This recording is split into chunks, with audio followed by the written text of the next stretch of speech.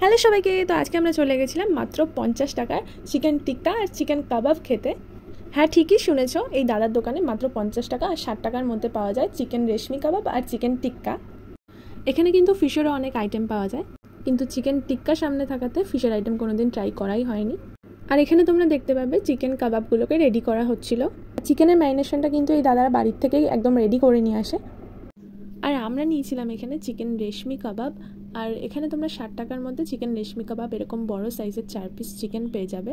আর তার সাথে এখানে ছিল স্যালাড আর ধনেপাতার চাটনি। আর এটার টেস্টটা কিন্তু দারুণ ছিল।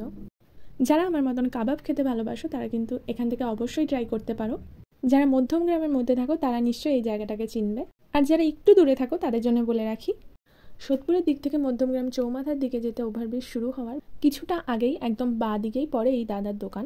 আর মধ্যমগ্রাম চৌমাথার দিক থেকে আসলে সোদপুরের দিকে যেতে ওভারব্রিজ শেষ করে কিছুটা এসেই ডান দিকে পড়বে এই দাদার দোকান। তো ভিডিওটা ভালো লেগে থাকলে একটা লাইক করে দিও, শেয়ার করে দিও, সাবস্ক্রাইব করে দিও চ্যানেলটাকে। দেখার জন্য নেক্সট ভিডিওতে।